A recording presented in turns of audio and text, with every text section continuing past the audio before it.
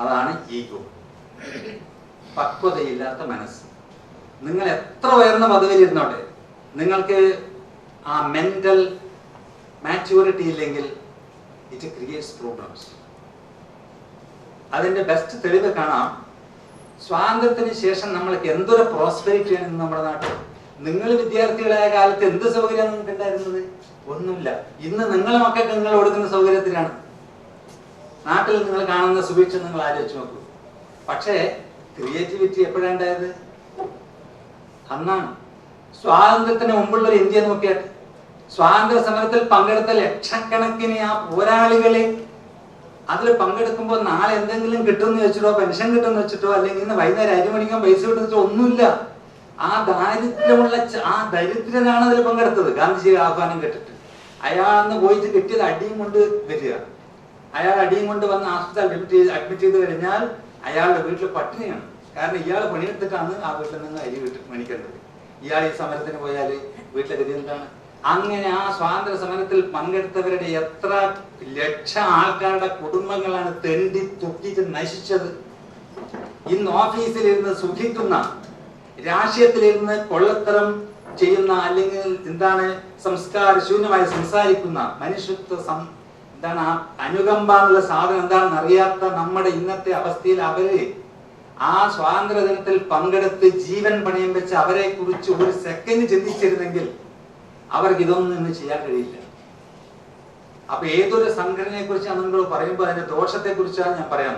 ഏതൊരു ഓർഗനൈസേഷൻ ഉണ്ടാക്കിയാലും അവിടെ നമ്മൾ ബലികരിക്കേണ്ടത് അല്ലെങ്കിൽ അടക്കി വെക്കേണ്ടതാണ് ഈഗോ. അതാണ് എഡ്യൂക്കേഷൻ. ആ അഹങ്കാരത്തെ, ഞാനാണ് കേമൻ എന്നുള്ള അത് മാറ്റിയിട്ട് ഞാൻ എളിമയിലും എളിമൻ, ഏറ്റവും വലിയവൻ, ഇവൻ എന്റെ സ്വന്തം. ആ വിവേകാനന്ദ ഇൻസ്റ്റിറ്റ്യൂട്ടിൽ ഒരുത്തന്നെ ചീത്ത വിളിക്കുമ്പോ ഇവൻ നാരായണ മാഷ്ട ജീവന്റെ ജീവനാണെന്നാണ് വിളിക്കുന്നത്. അങ്ങനെ വിളിച്ചിരുന്നത് സത്യമാണ് ഞാൻ പറയുന്നത്. ഇവൻ എന്റെ സ്വന്തം. സക്കരയിലുള്ള ദാമോദരൻ, ദാമോദരൻ, യെസ്, ഇവനൊക്കെ വന്ന് ആടെ കണ്ടിട്ട് ഇവനാളെ കേറുമ്പോ ചോദിക്കുന്ന എഴുതിനോ, എക്സൈസ് എഴുതിനോ എന്നാ ഈ കുട്ടി എഴുതിയെന്ന് നടന്നിട്ടാ വരുന്നത്. എന്തൊരു നടത്താന്ന്, എന്തൊരു കഷ്ടപ്പെടാന്ന് പറയും. ഇത്രയും കഷ്ടപ്പെട്ട് വരുന്നവരോടൊന്നും ചിരിച്ചിട്ടില്ല ഞാൻ. ഈ ഇത്ര കൊല്ലത്തിനിടയിൽ നിങ്ങളോട് ചിരിച്ചത് ചോദിക്കാൻ എന്താ എഴുതുന്നത് വിജയനൊക്കെ എന്ന് പറഞ്ഞാൽ ആ മെഡിക്കൽ ഷോപ്പ് പോയിരിക്കും. അപ്പോ ഞാൻ ചോദിക്കാണ്, feel that he is my own. എന്താ നഷ്ടം? ഒന്നും നഷ്ടപ്പെടില്ല. നിങ്ങൾ ആരെങ്കിലും ഇത് ഇങ്ങനെ കൂടി ഇതാരമാണ് വിളിച്ചിട്ട് കൊണ്ടുവന്ന് ഞാൻ വിചാരിച്ചിട്ടില്ല, ഞാൻ വിരുചിയില്ല. ഈ വാസ്തവരൊക്കെ അടുത്ത് എനിക്ക് ദേഷ്യമായിരുന്നു. അപ്പോ ഞാൻ ഇന്നലെ വന്നതിന്റെ ഒരേ ഒരു കാരണം, ഞാൻ അറിയുന്നതിന് മുമ്പേ നിങ്ങൾ വളരെ മുമ്പോട്ട് പോയി. പക്ഷെ എഫർട്ട് വാസ് സിൻസിയർ. ഒന്നും നേടാനല്ല നിങ്ങൾക്ക്. അതുകൊണ്ട് അതിന് എതിർവാക്ക് പറയുന്നത് ഞാൻ നിങ്ങളുടെ ഹൃദയത്തിനെ വേദനിപ്പിക്കലാണ്. ഒരുപാട് വേദനിപ്പിച്ചിട്ടുണ്ട്. അതന്ന് വേറെ കാര്യത്തിനാണ്. നിങ്ങൾ പഠിക്കണം.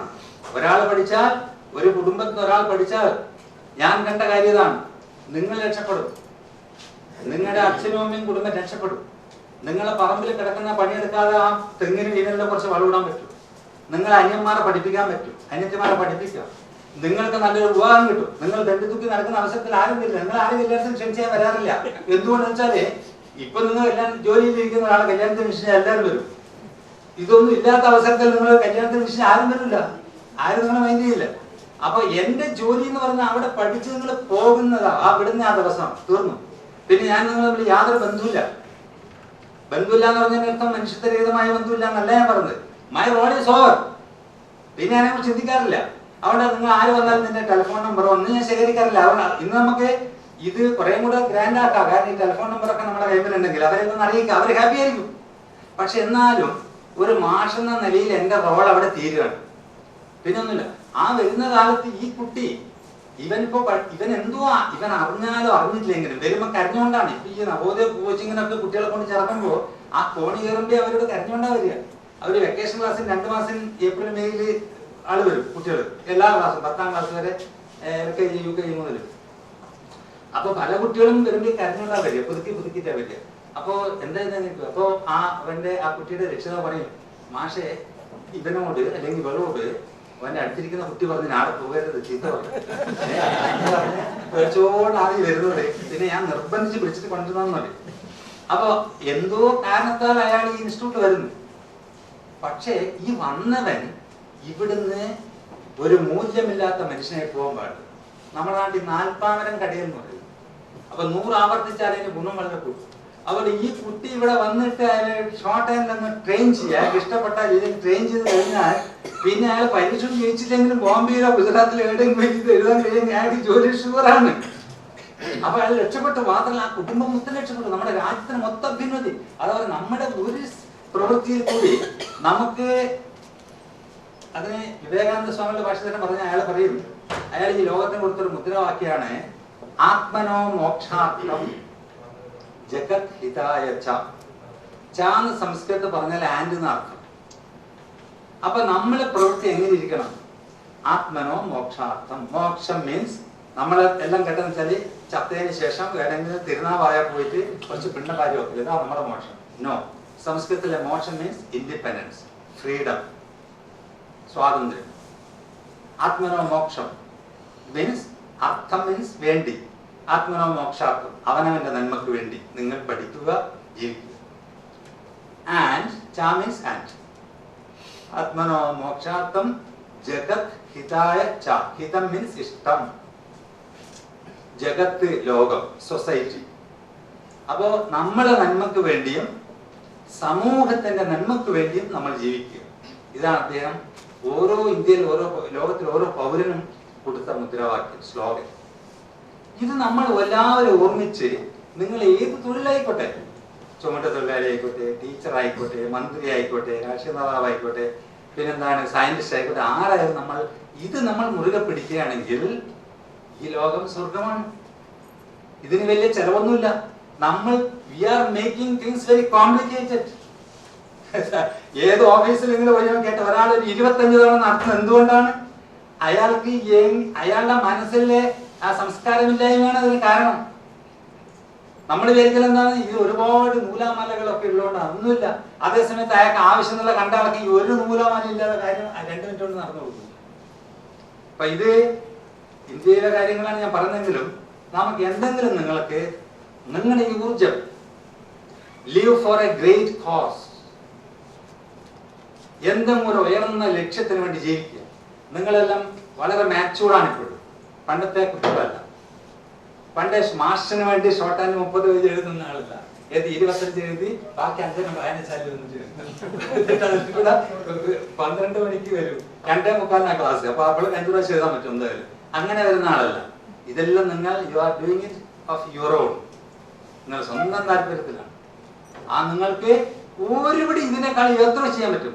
അതിനെന്ത് ചെയ്യണം? ഈ നിങ്ങളിപ്പോ നോക്കുക, വാട്സപ്പ് എനിക്ക് അറിയില്ല എന്താണെന്ന് സത്യം പറഞ്ഞത്, പക്ഷെ നിങ്ങൾക്കറിയാം.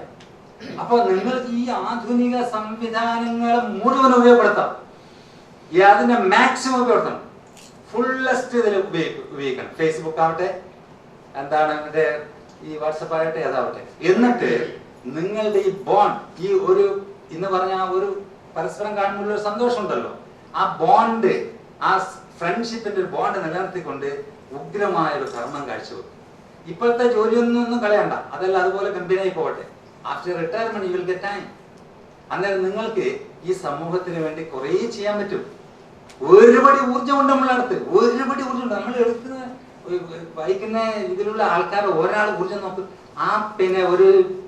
ഒരു ആർട്ടിസ്റ്റ് ഉണ്ട് കുഞ്ഞുമകൾക്ക്, ഗണേഷ് കുമാർ. അയാൾക്ക് കാലോ കയ്യോ ഒന്നുമില്ല.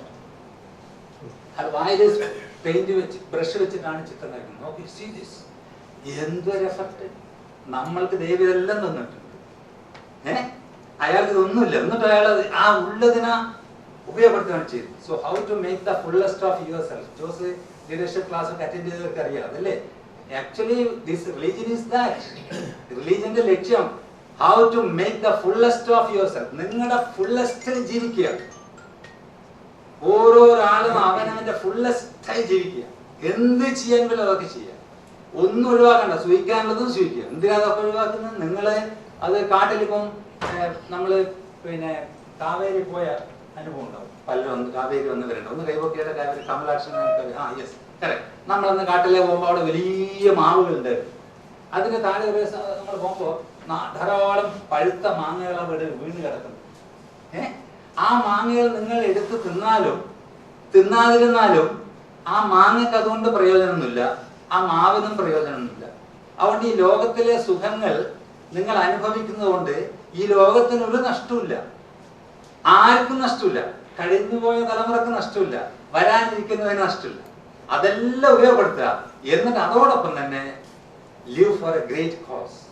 എന്തെങ്കിലും ഒന്ന് ഒരു ഇൻസ്റ്റിറ്റ്യൂഷൻ നിങ്ങൾ കെട്ടിപ്പടുക്കാൻ കഴിയും, അതിന് നിങ്ങൾ ആലോചിക്കുക. എന്നിട്ട് നിങ്ങളെ ഈ ഊർജം വരുന്ന തലമുറക്ക് വേണ്ടിയിട്ട് ചെലവഴിക്കുക.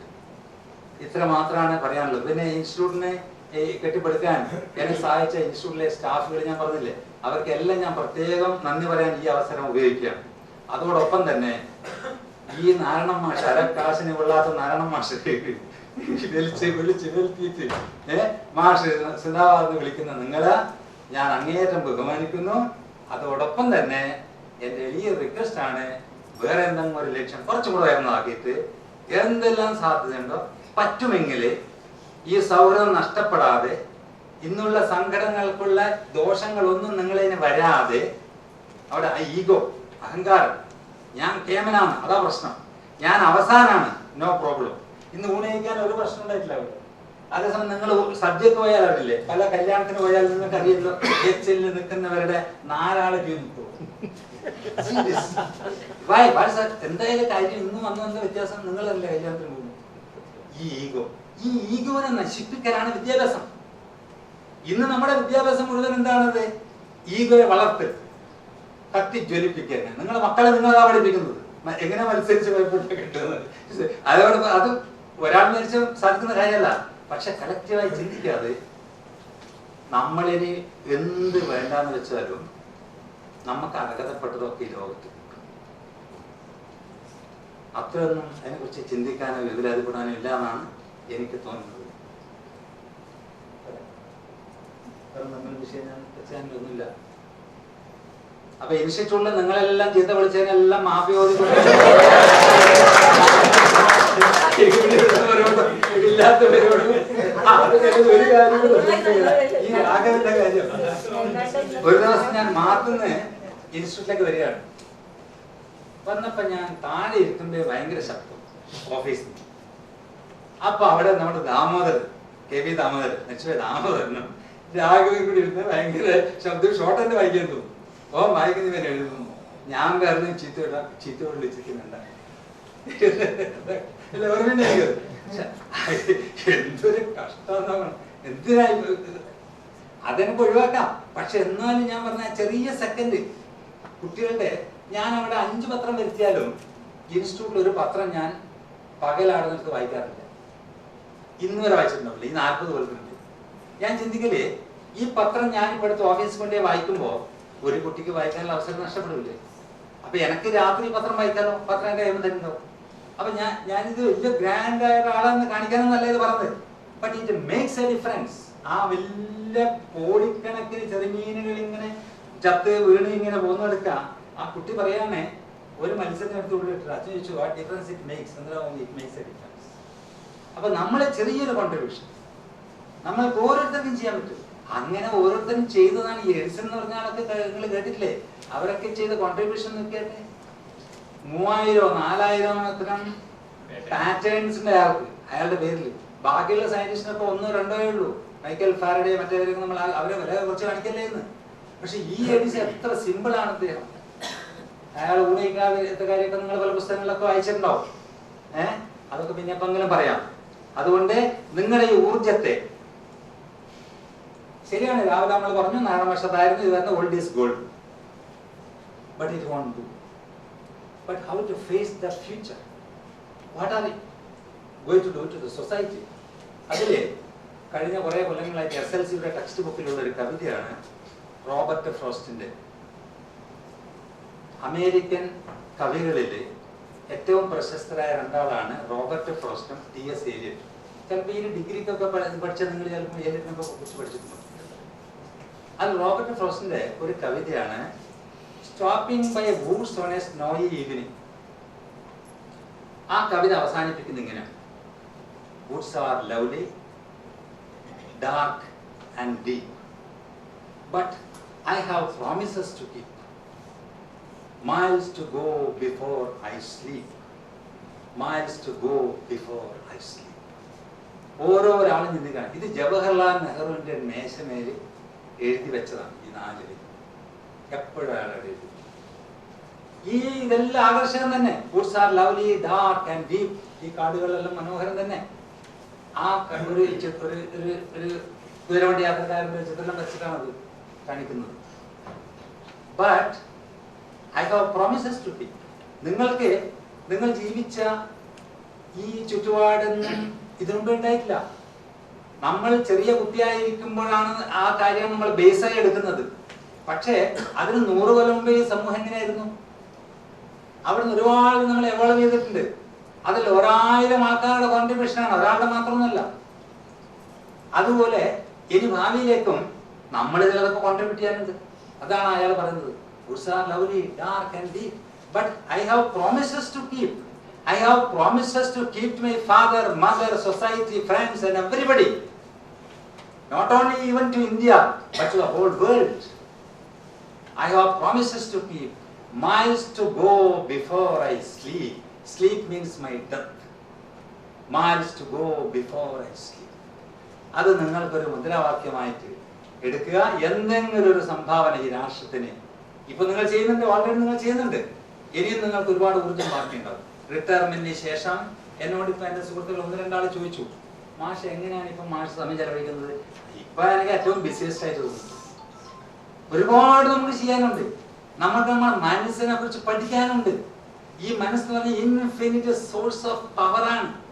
നിങ്ങൾ കേട്ടിട്ടുണ്ടാവും, ഐൻസ്റ്റീൻ പോലും അദ്ദേഹത്തിന്റെ മനസ്സിന്റെ 11% മാത്രമേ യൂട്ടിലൈസ് ചെയ്തിട്ടുള്ളൂ. അയാൾ ബ്രെയിൻ എടുത്തിട്ട് അനലൈസ് ചെയ്തതാണ്. അതുപോലെ അങ്ങനെയാണെങ്കിൽ നമ്മളൊക്കെ ബ്രെയിനിന്റെ മൊത്തം കപ്പാസിറ്റിയുടെ എത്ര ശതമാനം യൂട്ടിലൈസ് ചെയ്തിട്ടുണ്ടാവും? Not even 1%. Still there is enough scope. അതിനെക്കുറിച്ച് ചിന്തിക്കുക. എത്രത്തോളം ബന്ധപ്പെടാൻ കഴിയുമോ? ഈഗോ, അത് നിങ്ങൾ അലോൺ ഓർമ്മിക്കുക. ഈ അഹങ്കാരത്തെ കൊല്ലുക എന്നതാണ് മതത്തിന്റെ ലക്ഷ്യം, ആധ്യാത്മികതയുടെ ലക്ഷ്യം. ആ അഹങ്കാരം ചത്തു കഴിഞ്ഞാൽ നമ്മൾ നല്ലൊരു മനുഷ്യനാണ്. ആരോടും ചിരിക്കുക, എല്ലാവരുടെ ഇടപെടുക, കൂട്ടായി പ്രവർത്തിക്കുക. ഞാൻ ആദ്യമല്ല, ഞാൻ അവസാനം. ആനുകൂല്യങ്ങൾ എടുക്കാൻ പോകുമ്പോൾ, പണിയെടുക്കാൻ പോകുമ്പോഴോ ഞാൻ ആദ്യമല്ല, അതാണ് ഞാൻ ആദ്യം. ജോലി ചെയ്യാൻ ഞാൻ ആദ്യം, ആനുകൂല്യങ്ങളും സുഖസൗകര്യങ്ങളും എടുക്കാൻ ഞാൻ അവസാനം. ഇന്ന് നമ്മൾ ഊണയിരിക്കുന്നതൊക്കെ ഞാൻ ശ്രദ്ധിച്ചോളൂ, ഒരു തിരക്കുമില്ല, ഒരു പ്രശ്നമില്ല, എല്ലാവരും അതിനെ അംഗീകരിക്കുന്നു.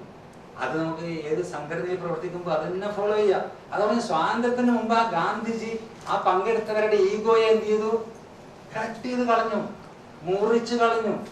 ഗ്രേറ്റ് കോസ്, ഉയർന്നൊരു ലക്ഷ്യം. അതുപോലെ എന്തെങ്കിലും ഒരു ലക്ഷ്യം നിങ്ങളുടെ മുമ്പിൽ നിങ്ങൾ തന്നെ ആവിഷ്കരിച്ചെടുക്കുക. എന്നിട്ട് അതിനുവേണ്ടി പ്രവർത്തിക്കുക. എന്നിട്ട് പോകുമ്പോൾ നിങ്ങൾ പിടിച്ച ആ പൊടി അടുത്ത തലമുറയുടെ കൈമ കൊടുത്തിട്ട് നമ്മുടെ സ്ഥലം പോകും. അങ്ങനെ എന്താ ചെയ്യാൻ പറ്റുമെന്ന് നോക്കണമെങ്കിൽ വിനീതമായ ഒരപേക്ഷ. ഞാൻ നേരത്തെ പറഞ്ഞ പോലെ എൻ്റെ വാക്കുകളോ ഇതൊക്കെ തന്നെ നിങ്ങൾ വേദനിപ്പിച്ചിട്ടുണ്ട്, അതെല്ലാം കൊണ്ട് മറക്കുക. എന്നിട്ട് എന്നും ഇതുപോലെ സ്നേഹത്തോടു കൂടി, friendship is an end in itself. Friendship is not a means to attain anything. Friendship is an end in itself. സൗഹൃദം മറ്റൊന്ന് നേടാനുള്ള ലക്ഷ്യമല്ല, സൗഹൃദം തന്നെ ലക്ഷ്യം. ആ സൗഹൃദം എന്നും നിലനിൽക്കട്ടെ. ഞാൻ മാത്രമാണ് താമസിക്കുന്നത്. നിങ്ങൾക്ക് എപ്പോഴെങ്കിലും നാരായണ മാഷർക്ക് വരണം തോന്നുന്നുണ്ടെങ്കിൽ ഏത് രൂപത്തിലും ഏത് ഭാവത്തിലും നിങ്ങൾക്ക് വരാം. ഇനി വേണമെങ്കിൽ എൻ്റെ ഫോൺ നമ്പർ ഒരു പക്ഷേ എല്ലാവരും കൊടുത്തിട്ടാവും തോന്നുന്നു, 9249555950. അപ്പൊ എല്ലാവർക്കും നമസ്കാരം. അടുത്തതായി നമ്മളുടെ സ്നേഹത്തിന്റെയും ബഹുമാനത്തിന്റെയും ഒക്കെ ആദര സൂചകമായി നമുക്ക് മാഷ ഒരു പൊന്ന